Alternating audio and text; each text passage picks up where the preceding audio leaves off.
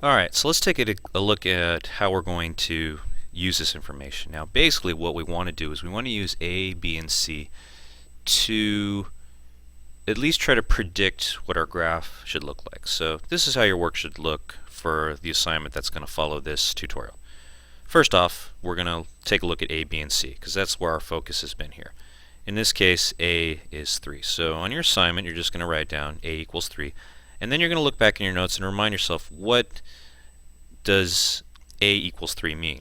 Well, when A is greater than 1, that means that we're going to start to get a fairly narrow graph. It's going to be fairly skinny, and at least skinnier than the parent graph.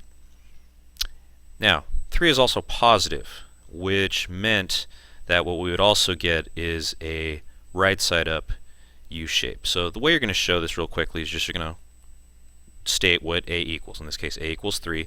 And then right next to it, you're going to put, well, that means it's going to be narrow, and it's going to be a right side up U shape.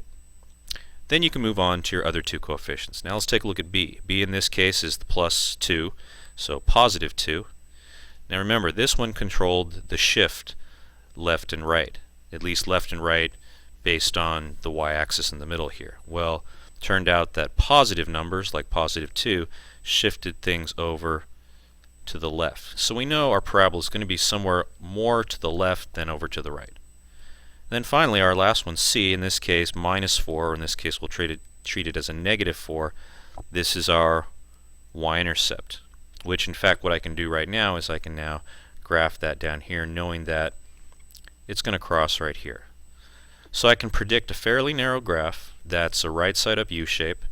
It's going to be shifted over to the left hand side more than the right, and it's going to have a y-intercept of negative 4.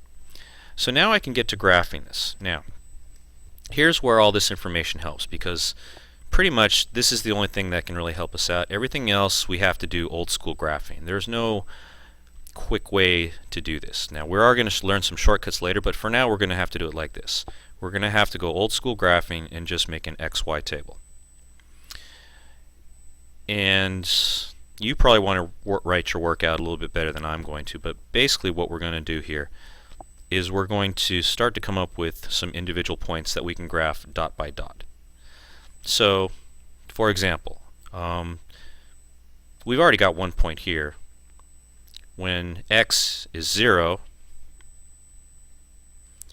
we get 0 squared, which is 0, times 3, which is 0, so this entire part becomes 0, plus 2 times 0, which is also 0, minus 4. So we get 0, negative 4. Okay, but we already had that information right here. So what you do is you do the same thing with other numbers. And again, this is where we do old school graphing. And old school graphing meant you get to pick the numbers for x. So since I've started here at 0, I'm going to start picking numbers around. Let's try 1. So again, step by step, you'll do your work on another piece of paper. I'm kind of out of space here, but you would show the work. Plug it in. 1 squared is 1. Remember, exponents come first. 1 squared times 3 is 3. Over here, 2 times 1 is 2. 3 plus 2 would be 5, and 5 minus 4 is 1. So it means another part of my parabola is going to be over here at 1, 1. And little by little we do enough of these where we start to see the shape. Now, use this information here. B said this graph was going to be shifted over to the left, so I'm not going to do too many more points over here. I'm going to start to go on this side. So let's try negative 1. Let's start working our way to the left. Negative 1, well, let's see, negative 1 squared would be positive 1 times 3 is 3. 2 times negative 1 is negative 2. 3 plus negative 2 is 1. 1 minus 4 is negative 3. So there's another point of our parabola, negative 1, 3. And again, since we're shifted to the left, let's go one more over here. Let's go to negative 2. Negative 2 squared is 4. 4 times 3 is 12.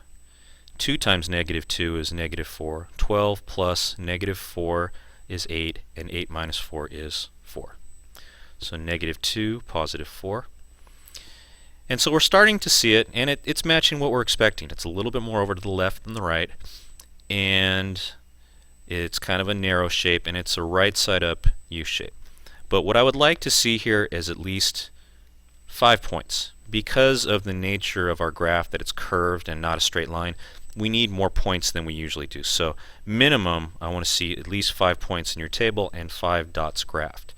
Okay, if you need to do more than 5, that's fine, but at least do 5. Let's take a look here.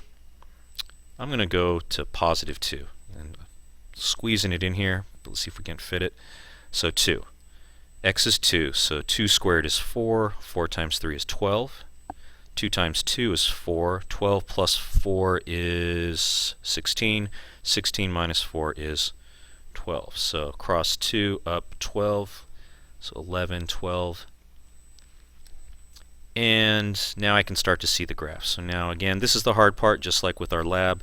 Trying to sketch that parabola so it comes out fairly good. Or we get a nice smooth curve. Now, not my best parabola, but I'm just trying to join the points as best I can and trying to get that shape that's sort of in between a U and a V. Okay, but this matches everything we kind of expected. It's a narrow U-shaped graph. It's shifted over to the left just a bit, a little more on the left than it is on the right, and its y-intercept is at -4. So based on what I predicted we would get, and then based on the work that I actually did here, I think we've got a correct answer. Okay, so this is what your work should look like today. Alright, so get this copied down as an example, and we'll do one more right after this one.